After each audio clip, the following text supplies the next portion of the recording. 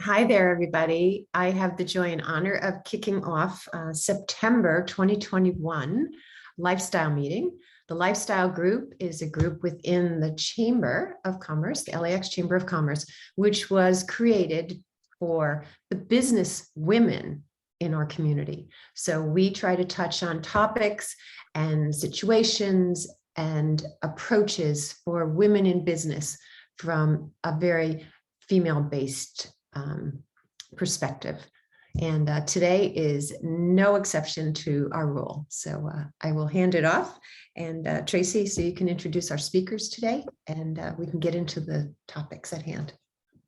Yeah, good morning, everyone. I am so excited for today. And I have had the great privilege to be working with Elizabeth and Erin for the last couple of weeks on what they're going to talk about today and going through some stuff with them. So you guys are really going to love it. Both of them come with a great background of working with some top level businesses that you've probably heard of, like Amtrak, TEDx, Toyota, Blue Park Kitchen, Cinque Terre West. But I'm going to do Elizabeth first. I'm going to share Elizabeth. She is the co-founder of Mocha Bear Marketing. And Mocha Bear is named after her dog, and she is a dog lover. She brings over 20 years of email marketing, digital marketing strategy, and program management experience to us. Before Mocha Bear Marketing, she led marketing technology efforts for a CRM agency for more than 4 years. She also spent a number of years with Cheetah Mail, where she managed a global team of 10 employees and was the company's largest West Coast clients. So she also, if anybody is a Star Trek fan, you may notice some marketing from in the back because Elizabeth used to do the marketing for Star Trek, which I think it's like their 50th anniversary or something. I just saw something on the news last night, so it's kind of like relevant. I was like, wow, hey, I would have never known that had I not had that connection with Elizabeth yesterday, actually, when we talked about this. And then we also have with us Erin Sujan. Her mission is to bring people and businesses closer to their purpose by helping them express themselves through powerful words and images. Erin's been in the media and marketing strategy world for close to 2 decades. She has worked for corporations and government agencies, small and large, partnered with production companies, nonprofits, event companies. And she's lived in Los Angeles, Hawaii, Washington, D.C. And she's giving back is important to Erin too, so she can be found volunteering for a number of different community and social organizations. And she also is a dog lover and has a new little puppy. And a unique thing about Erin is she lives on a boat, which I find is really cool too. So, and I mention these unique things too, because that also helps you with your social media and your engagement and connecting with people that you find like-minded. So without further ado, I'm going to turn it over. Oh, one other thing though, if you can please drop in your Instagram handle in the chat, because part of what we want to do is share what we're doing and experiences today too. So if you can drop your Instagram handle in the chat, that would be great. And I'm going to turn it over to Elizabeth and Erin. Perfect, thank you. So I'm just gonna go ahead and share my screen. Okay, so our topic today is intentionally bridging the gap between the two channels, so email marketing and social media. And we're hoping that this will be very conversational. So if you have questions, feel free to drop it in the chat, raise your hand, however you are more comfortable. Elizabeth, if you want, I can kind of be on the chat ball here while you're while you're moving through the slides. And if we have something that is really pertinent, I can throw that out there and we can chat about it. Sounds good. Okay, cool. So we know that it can be complicated. We all just came out of breakout rooms where we talked about how marketing your own business can be very challenging, including for myself. I find that I don't always have the time, but we want to start with the two channels that we're discussing today, which is Instagram and email marketing. So some of the questions that we wanted to discuss, and Erin and I can just have a conversation and then feel free to, leave questions in the chat. But the 3 questions are, what does it mean to understand your business? Really knowing who is your customer And why is it so hard to market your own business? So I'm happy to start, and then Erin, I can pass it on to you. Great. So what does it mean to understand your business? Really, sometimes I think we have this idea of what our business is, what it means to people, who we think are our ideal customers. And I run into this a lot with clients I work with. They tell me, my demographics for my business are X. And then when I look at the data, it's actually Y. So really not only understanding what your business brings to people, but also what your data is showing. And if your data is not matching what you believe your business is supposed to be, then it's time to take a look. Either you're not marketing and reaching the correct audience, or maybe you are, and your understanding of who's interested in your business is just different.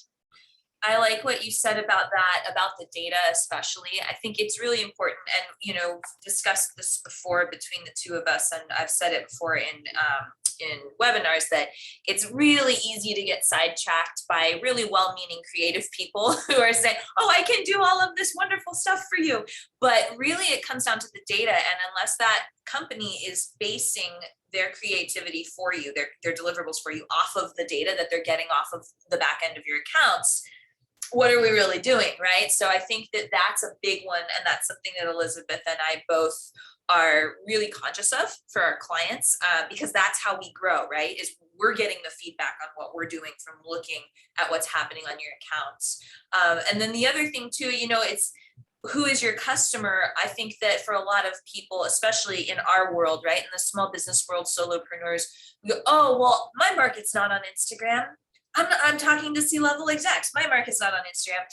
Everybody's on Instagram, right? So it's realizing that yes, certain platforms skew towards certain things, but lawyers and health professionals are doing incredibly on TikTok right now. So a lot of it is being open-minded enough to understand, like Elizabeth was saying, who your market base really is, but also where they really live, where they go to enjoy themselves. You want to be there. So, Erin, I don't know if anyone in the chat had questions. No questions quite yet, but I am getting your handles, and I am trying to look them all up. So if I'm looking like I'm on my phone, I'm paying attention, but I'm trying to grab all of you while we're here. Okay, so I will continue. Oh, Tracy had something to say. She said it's also their staff that's on Instagram. So that's a big one, right? Yeah. But if you're really wanting to talk to C-level execs, then you're really talking to their executive assistants. And that's a lot of, it's kind of taking that sales strategy like one step further and thinking, okay, so who's talking to them and how can I get in, worm into their little mind? That's true. I get calls sometimes from someone's assistant, not from the actual person that I would be working with. Mm-hmm. And, it's possible that they would find me on Instagram. I think it's similar. If you are wanting someone to find you, you need to kind of be everywhere that they could possibly look. So that would be a website, social media, email. And if you are missing one of those things, you're probably missing the opportunity to reach certain people. I love that. Yeah. I'll shut up after this because I know we need to move on, but I think that that's a really important point too, Elizabeth, from the social media world, is that that's how we organically grow our SEO. So if you do the research, from like posting on Instagram or posting on LinkedIn, you're not automatically going to jump up in the Google search results. But over time, from sharing links, from sharing other people's content, having your content shared, location, like, geolocation graphing, things like that, you are growing your SEO just by using the platforms. And that's what we, right? Like that's the ultimate goal, is conversion. So you need to be everywhere that they could be. Because that's organically how you're gonna grow. Great. So some questions that you probably want to ask yourself are, what sets you apart from your competition? Whoops. Is there a niche you fill that others don't? What is the age range of your customers? And does your business cater to more male or female or both? And I just want to touch on the age range of your customers. I recently was working with a client and they told me that their demographic was female homeowners. So it was like age range of like 40 to 60. Well, that's what the marketing that they had been doing was geared towards. And then when we looked at their data, it was actually skewing much younger. It wasn't as female driven as they thought. So for years, their marketing has been incorrect. They've been trying to reach an audience that they were not reaching the audience that was actually interested in their brand. And as soon as they made those slight changes to really kind of define who they were marketing to, they did see an increase of people who kind of matched the demographics for their business. But I think a lot of people and businesses, especially newer businesses, they just assume that this is the demographic, and they just didn't really realize that they were kind of off on, and they weren't off by that much, but they were off enough that they were not reaching the correct people. I think that it's a really salient point, right? That the 80-20 rule, and it's finding that 20, right? It's really kind of, and it's sometimes being willing to open your thinking to include people that you might not feel, you might like, my business isn't just centered around restaurants. We want to do all of these other things. We don't just want those clients. We want all of these, but niching down sometimes allows you to grow, right? As we all know, I mean, we all get told this, that, just keep niching down. It's going to define what you're doing and allow your business to explode. And it's the same way for marketing, especially for outbound marketing, right? Which is what we're talking about. The inbound stuff, like, of course, you're not going to turn someone down, but the way that you present to the people that you're targeting in outbound sales, that's what we're looking at. And that should be dictated by data, by what your demographic actually is, not so much what you want it to be. Yeah, I totally agree. And I think also definitely understanding the key things that set you apart from your competition. Like, I know for me, there's thousands of email marketers out there, and there are certain things that probably set me apart from the thousands that are out there. I'm sure there are several that have exactly my background, but when I meet with someone, I always want to tell them like why I am unique versus anyone else that they've met with. So for me, it's that my experience is working with large enterprise brands, but I bring that same type of strategy to small and mid-sized businesses today. And that's something that a lot of email marketers are not doing. They're either working with just big brands or they're working with just small businesses, and that's kind of been their career path. So that to me is what sets me apart. I think that's a great point. Has anybody here been through the small business certification program through LAX? So if you haven't done it, you need to do it. It's amazing. But one of the things that we're asked to define in that program is when you create your capability statement that you need to have, right, in order to apply for anything, to do any kind of contract work for the city, the capability statement, one of the big things, like the second block that you need to create is your differentiators. What differentiates your business from others, right? And that really got me thinking, like, sometimes we don't spend enough time on that, right? We don't spend enough time on thinking. We spend so much time talking about what we're good at or what we do that we don't talk about the differentiators, like what are we the best at or what don't we do? And that can be a real asset, especially having that in your head and like owning that and taking that out when you're selling and when you're doing your outbound marketing. And just being very, very clear about those things, what you will and won't do. It does help to define your audience, to show you where you're going to make money. So I'm just glancing over at the chat. Anyone have any thoughts, questions about these? We are about to get into the nitty gritty, so. All right, so moving on. Whoops. Oh, I have one thing actually, Elizabeth, real quick.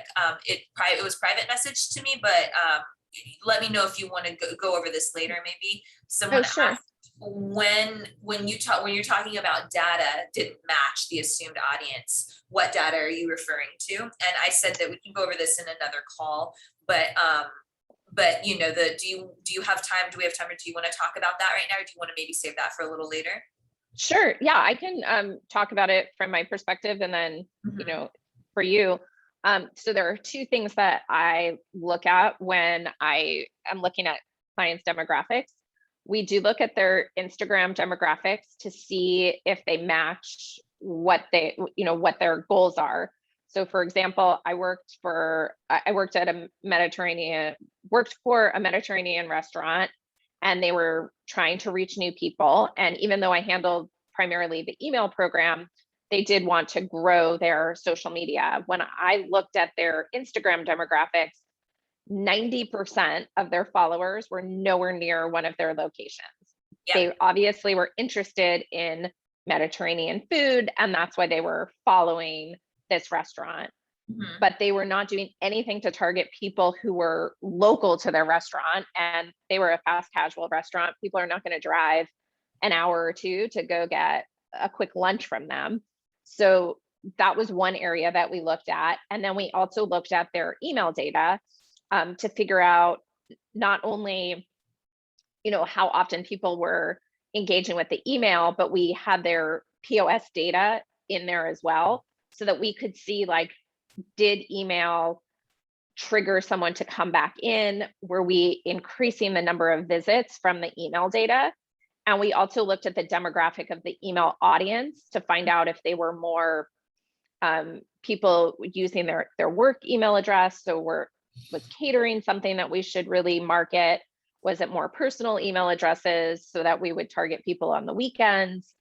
And really understanding the data both on social media and on email, and kind of marrying up the two pieces of data to make sure that they're reaching their correct audience, but also that they're marketing at the right time to the right audience. Yeah, that's pretty much exactly what I'll keep mine short, but that's awesome. That's pretty much what we do also. So a lot of it too for us, because we create the content, we create the video, photo, animations, blogs. We are concerned with length of time that people are watching. A lot of the time, especially for a restaurant client or something like that, where you're having different imagery pop in quickly, you know, we can sit there and say, oh, look, in all of these videos, people stayed to watch until the 6-second mark. We had fries in the first 3 shots, right? Up until 6 seconds. People like to look at fries. They don't like to look at the roast beef as much, right? Or whatever it is. So a lot of the data that we're looking at is drop-off rates. It's also, it is demographic oriented as well, a day of the week, time of the day, all of that. But a lot of the content that we're looking at is like, are people scrolling? What kind of device are they using? And you guys can see all of this for free on the back end of your Facebook and Instagram accounts. You don't have to pay anybody to do it. You just need to know what you're looking for. But you do, yeah, it is really helpful to see when people are leaving, because then you know, you can then assess, right? Like, oh, you don't feel bad about it. Just go and look back at the other forms of content that you're disseminating and say, oh, so this really worked. Let's just make more of this. And that's one really constructive way to use what you're seeing on the back end. All right, so I will move on to some just basic 101 email marketing. So there are 3.9 billion email users, and this data is actually from a couple of months ago, so it's probably gone up since then. But shared content, one of the things I hear is, I don't have the time to do email and social media. And that's actually not the case. If you have content on one channel, you can repurpose it for the other. So in this example, I had my whole newsletter about email growth. Well, one of the things on my newsletter was about email growth tips and how to grow your list. And then I spent an entire week on social media doing daily different acquisition tips. So I didn't have to reinvent the content for one channel versus the other. I just repurposed it. And I actually took it a step further. I also had to write an article for a local paper, and I wrote it on this topic. So repurposing the content is something that will save you time. Also, you can learn a lot from how content performs on different channels and then share it on the other channel. I think too, we're we've only got a couple minutes or like 10 minutes left. So I'll just start jumping in on some of this just in case we don't Okay. get all the way down to the IG stuff. But Sure. like Elizabeth was saying, it's a lot of people. I'm actually talking to a client right now, or a potential client who's, well, we need different content for every platform because every platform needs to be strategized. I say, yes, every platform needs to be strategized, but overall, the data shows that creating different forms of content for every platform doesn't work. You want to present a branded, unified message, and that means creating a form of content and then sharing it across multiple platforms using the same voice for the company, because that creates brand loyalty, right? And ultimately what we're doing here, the email, the social media, it's all top of mind advertising. It's about staying up in people's thoughts constantly, and so you want to meet them where they live, and creating one form of content and then using it across multiple platforms also saves you so much in resources. It saves you so much time and money rather than trying to create something new for every single post. For sure. I agree completely. Okay, I'm going to go pretty quick so that we can get into some more Instagram stuff. So this is just another quick example of a client of mine where we literally took the same content that performed really well in email. We used it on Instagram. We obviously changed the messaging slightly, but the content itself was not reinvented. It was invented and created one time and then repurposed for the other channel. By the way, I keep seeing those cups when we go through the presentation, and I want some of those. So they look like fun. I mean, I don't have one, but they do look like fun. They look non-breakable, which is wonderful for a boat. Right. Also, when it comes to your email marketing, make sure you have something to say before someone even provides you an email address. So this is an example of a customer journey that I built for a client. They're a virtual winery. And basically now when you sign up for their emails, there's a whole series of emails that you get within the first 30 days of signing up. And actually, if you want to see something similar for my own business, if you go to my website, Mocha Bear Marketing, and sign up for my newsletter, you'll see in the first 30 days that there's a whole introduction to Mocha Bear Marketing. And it's really about introducing people to my brands, making sure that they're comfortable. And it's not a sales pitch. It's more about just giving them tips, and hopefully they'll kind of copy what I'm doing for their own business as well. So some email marketing 101, make sure that you have a clear objective for sending emails. Don't just send because you feel you need to. That could be scheduling a call, shopping at the store, growing your social following. Again, share content between the two channels. It's going to save you a ton of time. And then how often should you be sending and what time should you be sending? There is no best day or best time. If there was a best day or best time, everyone would move that to that best day or time, and it would no longer be the best day or time. So it's really dependent on your specific business. And I'm more than happy to kind of guide you through like how you should be doing that for your business. The best day and time for your business versus another business is totally different. Mm-hmm. And then should you care about unsubscribes? I think we all take it personally when someone unsubscribes, especially if you're a small business, but that's someone who was never going to engage with you. They're not going to purchase. Don't be so worried about your unsubscribes. Really focus on engaging people and those who are currently engaged with your business. So best practices for collecting email address, opt-in only. So don't just add a list to your MailChimp or Constant Contact account. Really make sure that you are getting confirmation that someone wants to be on your list. That's going to help minimize your unsubscribes, and it's going to also help with engagement. And then what tools should you be using? There are a ton of small business email marketing platforms. I'm a certified MailChimp partner, so that's what the majority of my clients are in. I'm more than happy to talk to you about other platforms as well. I've worked in a wide variety of them, but MailChimp is the one that I'm using probably for 95% of my clients today. So if you need any help with MailChimp training, definitely hit me up for that.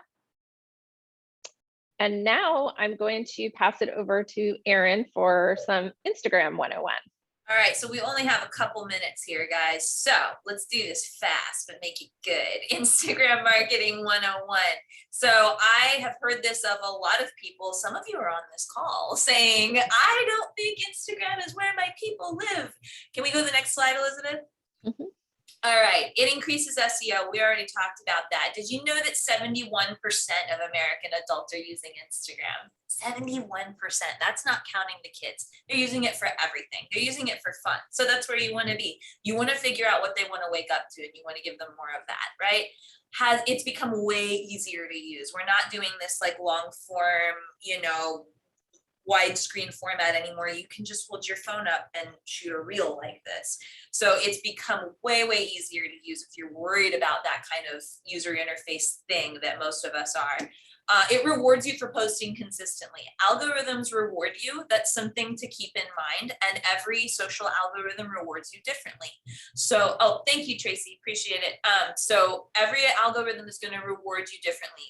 LinkedIn, the algorithm is only set up to reward you to post about 2 to 3 times a week max. Anything over that, it's not really going to hurt you if it's content that your audience wants to see, but it's not going to help you either. The LinkedIn algorithm isn't set up for that. But Instagram rewards you the more you post. It pushes things higher and higher in people's feeds. So that's another reason to be on there, is that you really can work that system. That's why Instagram influencers have blown up, right? Another big one, it helps people understand you. Instagram is a really great way to pull back the veil, especially for some of us who want to appear more professional, front-facing on LinkedIn or Facebook. Instagram is the place that you then tell the story. You tell the meat of the story behind your business.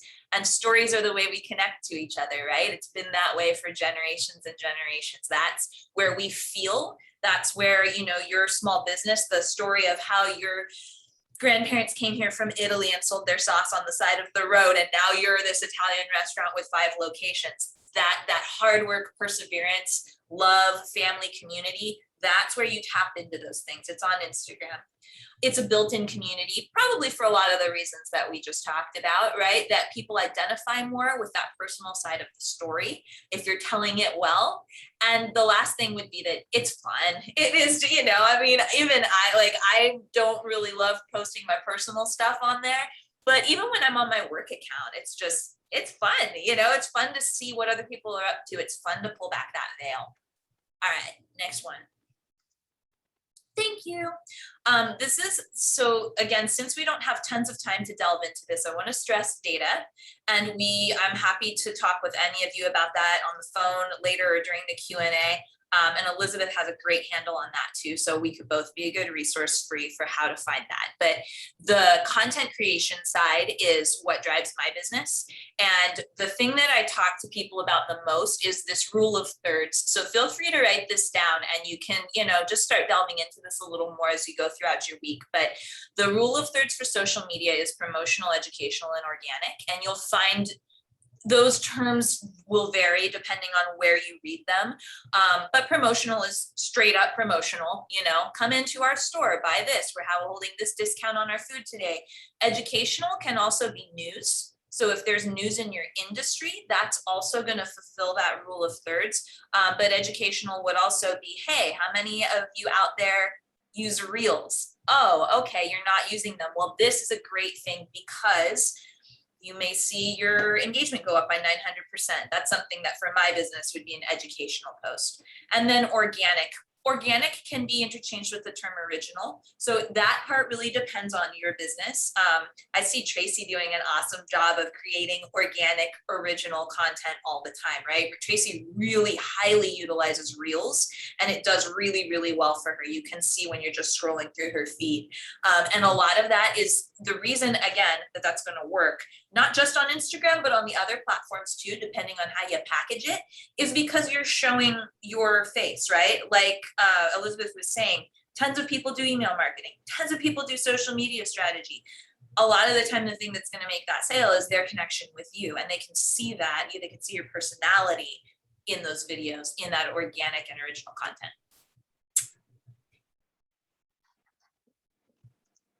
this is the last point I'd like to drive home. Maybe put a little bee in your bonnet. The engagement is going to create in conversion. Following is not. So we all want to grow our following. That's natural. It also probably kind of keys into the popularity contest side of it, right?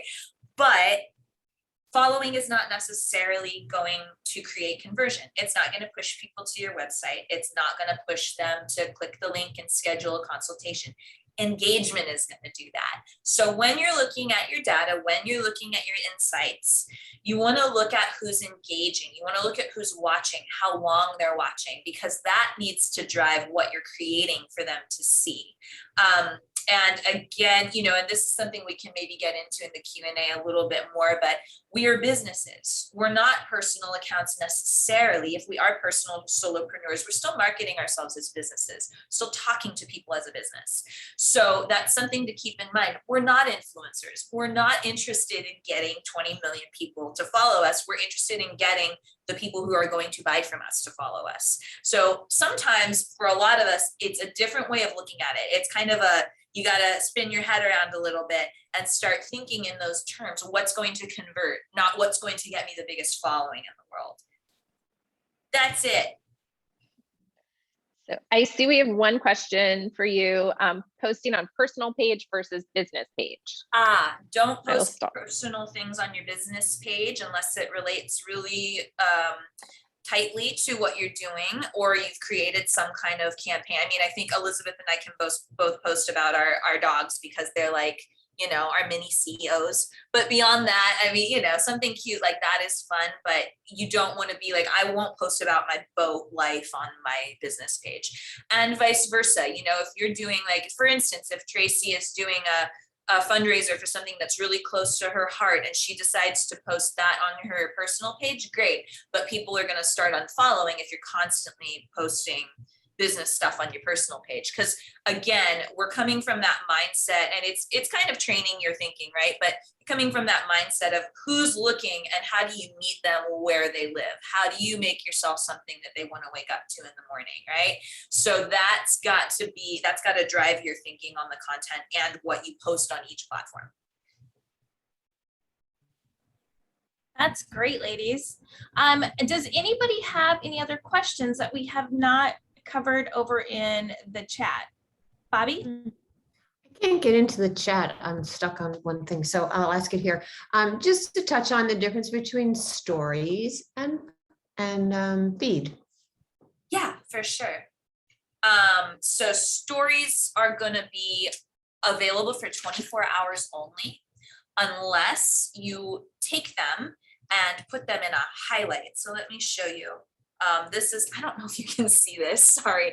This is my client Tuttle Cameras. They're a camera store in Long Beach. They've been around since 1946. And a lot of the things that they do are pretty cool, considering that, you know, analog cameras are kind of not a thing anymore. Your phone is a camera. Isn't this a wonderful world that we live in? So they, you know, they've done a really great job at keeping themselves viable. These, oh man, you can't really see very well. There we go.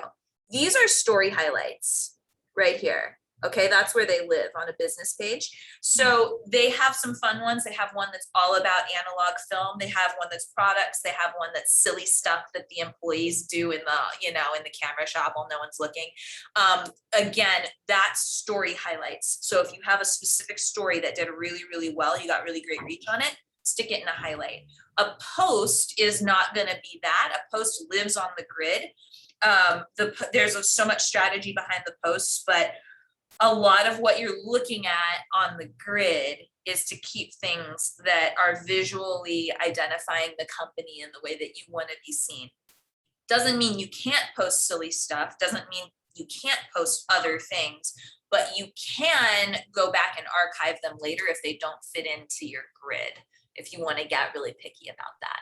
So basically, posts live on forever and ever and ever unless you archive them. Stories go away forever and ever and ever unless you highlight them. And LinkedIn just killed stories. They're not doing stories anymore, and I'm a little sad. Oh, I'm kind of glad that they're not. That's just me. But I, as a person who's viewing in this kind of too, I look at my stories way before I look at my post.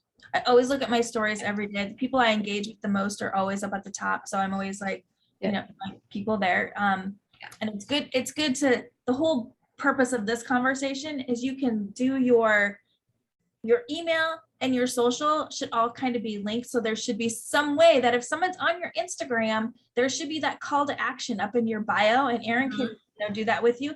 That's like, sign up for my email list or go to my link tree and get this. There has to be that call to action in there too. And Erin and or Elizabeth, there's two different questions. Danny would like to know, do you use an app to schedule your posts?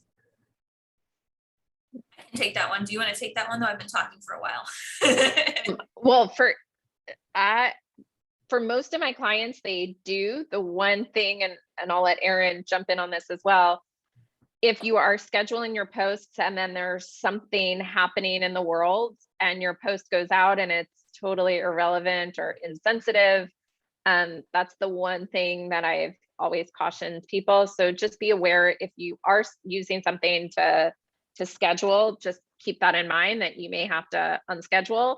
And same thing with an email. We schedule our emails for most of our clients, at least 24 hours in advance, but sometimes a week in advance, and something could change and we need to just unschedule it and maybe rethink that email creative. That's my where I come from with it too. So during COVID, I just stopped using schedulers at all because we were pivoting so quickly and so often for everyone. And also because sometimes the schedulers do glitch. You know, they don't want to tell you that, but especially when you're doing it for a client, you want it to be dependable. Maybe this isn't the time to do this.